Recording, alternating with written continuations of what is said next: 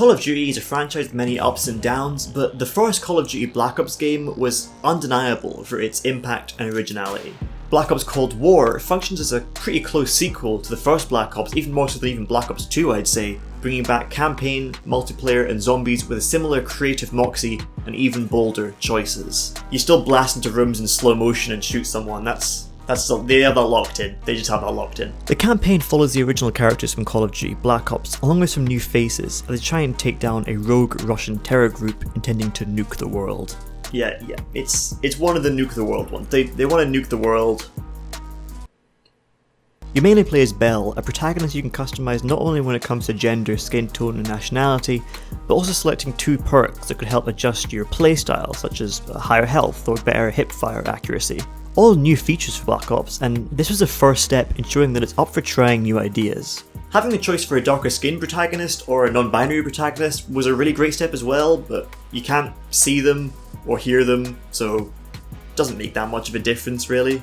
The tone of Cold War was a head scratcher, as it follows such a patriotic, over-the-top American energy as you minigun valleys of Vietnamese villages while someone says yeah every now and then, while Spirit in the Sky plays. It seemed almost satirical to me, but it never overstepped that line, which resulted in an equally self-serious story that just ended up weird and almost ignorant to its own subject. It joins the ranks of Far Cry 5, that it tries to make a clever political satire that doesn't want to be political, so it ends up with nothing. Should I hate the CIA for their torturous experimental horrors? Should I be thinking about the fact that Ronald Reagan's definitely a war criminal? Nah, because we're trying to stop nukes here. Those pesky nukes. Leave Ron alone. But from a play-by-play perspective, the tone doesn't extinguish the fact that these developers really know how to make a brilliant FPS campaign. Every level feels unique, often tapping into random mechanics and dropping you into something unexpected while keeping everything entertaining. Missions are very linear, but it builds a space around you in a way that you can experiment with the geography and try new things, so it never feels like you're on rails. It has a lot of choice options and some alternate endings, though they're mostly based around punishing you for having a conscience and letting people live. There are even optional side missions that you can gather intel for in the main missions and solve puzzles to try and launch, and that made me feel more like an actual intelligence agent instead of just skinny Rambo. The general craft is brilliant too, with really stunning environments that always made me slow down and enjoy the rooms and landscapes. They felt rich with detail and character in a genre that's often filled with invisible walls and bland interiors. And during high-stakes chases and shootouts, I was often regularly amazed by the sound design. I was often physically ducking left and right as these cars and rockets came whizzing past me. And if you're as much of a Black Ops 1 fan as I am, you'll be happy with how this links to it, not in a hey, remember this sort of way, but as a real sequel that earns its callbacks to the original, instead of just using them as currency. The grip of Mason's trippy interrogations from the first isn't felt here until the very end, but when it does lean into that, it becomes incredibly subversive and unexpected, in a way that maybe takes inspiration from Titanfall 2's brilliant work. I won't sure or spoil those parts of the game, but that final act made me really feel like my experience was unique, and that other players may play it completely differently. It may not know what it's trying to say, but I still enjoyed the creative choices made here, whether it was new mechanics, more thoughtful levels, or even a little bit of horror. Over on the multiplayer, I also experienced something weird but compelling. If you're moving from the latest 2019 Modern Warfare game, expect a bit of an adjustment period.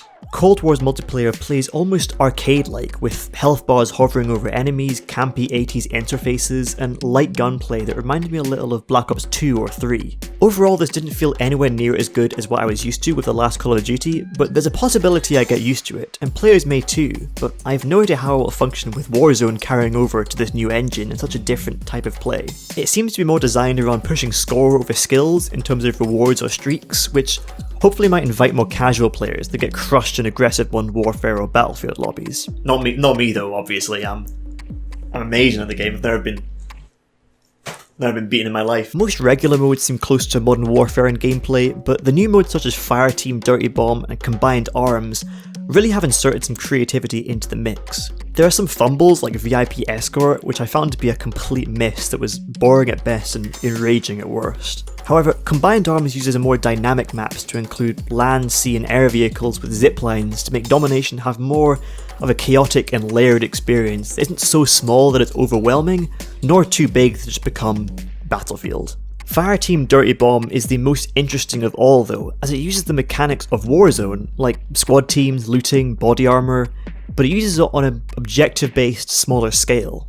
Judging by the Fireteam title, it looks like Cold War will be experimenting with the Warzone template more in future, which could invite Warzone players into the multiplayer more, as I remember there being a bit of a divide there for Modern Warfare. It also adapts to modern times quite well because it's using Battle Royale mechanics in a traditional FPS campaign, because people can't really get enough of that stuff. But considering the other broad strokes this game makes, the multiplayer felt like a lot of swings that either don't quite hit or haven't hit yet, and result in it being the weakest of what's on offer.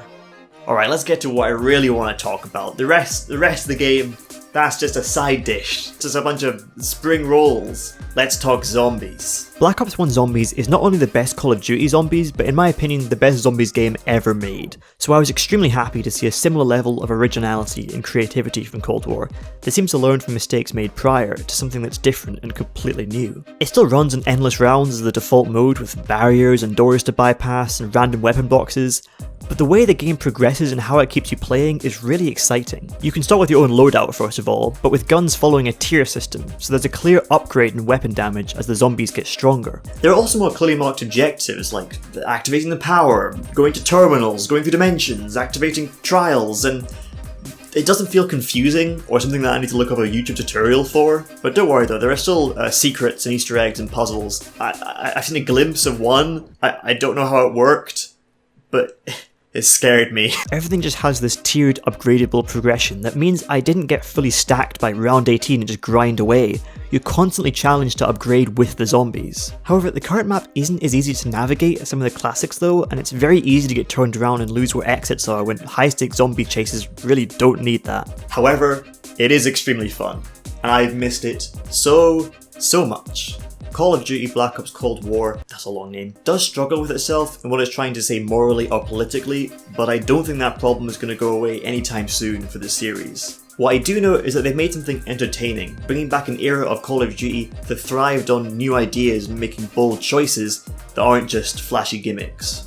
It's lighter, campier, messy at times, but I'll never turn down an FPS that's making some real choices and upturning expectations. That is all from me. I've been Harry Mitchell.